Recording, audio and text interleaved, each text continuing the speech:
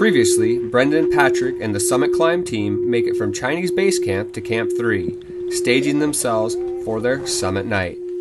Welcome back to Everest for Mountaineers.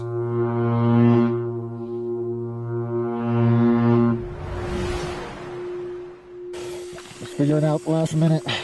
Yep. Order of operations here. Goes goggles, headlamp, mask. How you feeling? Feel good. Yeah. Woo! Oh, there we go. What's there? Nervous at all? Huh? Nervous at all? Or excited or what? Totally pumped. Are you kidding me? That is why I climb with Patrick. The positive attitude. I was nervous, but with that answer, I had to shrug it off and think positive. So we keep track. Brendan looks like this, Patrick looks like that. At 11 p.m., in full summit regalia, we awkwardly clambered out of the tent. The night was still.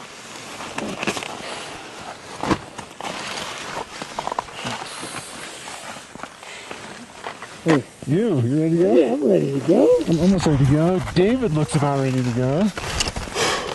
You're about ready to go.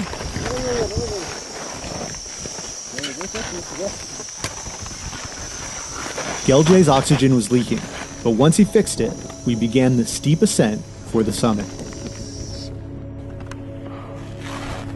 The exit cracks, as they're called, lead you from Camp 3 through, over, and around cliffs. It was proving more difficult and required more scrambling than I had imagined. Patrick and Geljay were right in front of me the entire time. Geljay was setting a relatively blazing pace. Patrick was right behind him.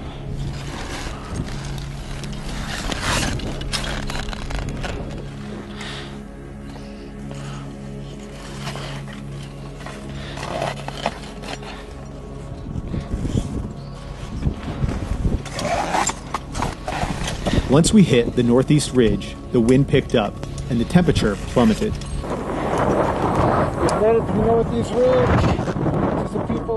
Moving your Jumar and safety carabiner from one fixed rope to the next was exhausting. We had been on the move now for about 3 hours. The cold, wind, and lack of oxygen were taking their toll. Patrick's crampons were kicking out orange sparks as he was failing to gain purchase on the limestone face.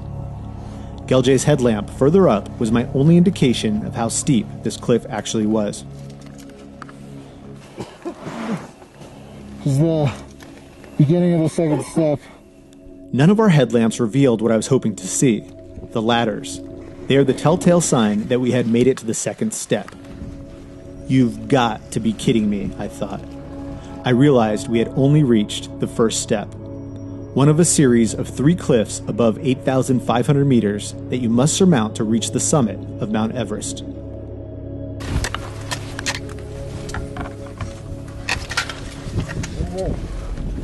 Despite my delusion, I managed to follow Geljay and Patrick to the famed second step.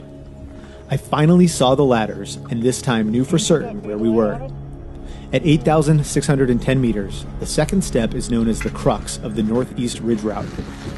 It is a 40-meter cliff on a ledge with a 3,000 vertical meter drop down the east face of Everest. I focused to stay calm as my metal crampons slipped on the aluminum rungs. An hour later, on the third step, I found Patrick and Geljay catching their own breaths. In front of us, the summit pyramid was fading into view. I glanced back over my shoulder to look down the third step. The view was stunning. Below the blackness of space, silhouetting the black fins of nearby peaks, the curve of the earth was outlined by a thin strip of bright orange and yellow light. With the breath of a new day, we headed for the summit. Although every step was a challenge, the rising sun warmed our bodies and spirits.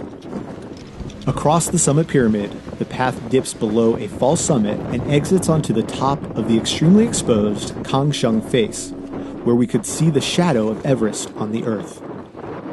The footholds here are barely the width of your boot. This steep rock ramp brought us to another false peak, the summit ridge, and the first view of the prayer flags, indicating the true summit. At approximately 8 a.m., Patrick McKnight, Gelje Sherpa, and I summited the highest mountain in the world. Olivia, you and I made it. Yeah. About as large as a kitchen table, we had the summit to ourselves for 2 minutes before the climbers behind us joined in. Oh yeah. All right. Nothing more to say. I gotta get my flags out.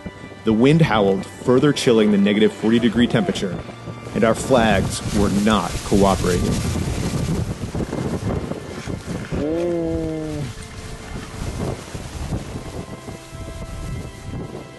The world-changing speeches we prepared turned into a rushed, jumbled mess as we tried to stay warm.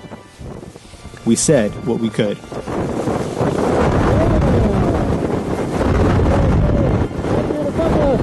Grandma, Nana, Mom, Dad, Julian, Steven, guys, cousins, cousins, nephews, nieces, all my friends around the world. I love you guys.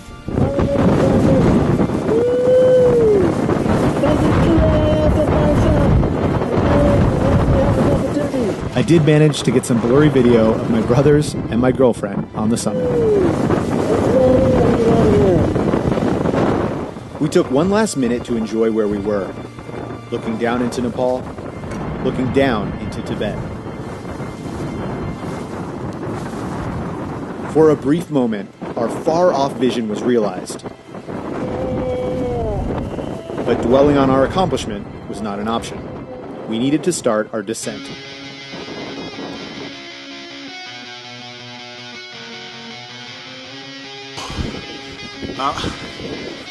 After 2 days, we made it back to Advanced Base Camp. It actually took us all of the summit day to get down to Camp 1. We wanted to come down to ABC, but we just could not move. Then the next day, early in the morning, came down the North Col. Spent the yesterday resting here today. After Patrick and I summited and were on our way down, Grant, John, Martin, Franz, Jongbu, and David also summited. My last advice: if you undertake an Everest climb, make sure you are in the best shape of your life and believe it. Make sure you are self-reliant and have enough energy to make it down from the summit. As the saying goes, climbing up is optional. Climbing down is mandatory. Finally, enjoy every moment. It is an unparalleled experience that will be with you for the rest of your life.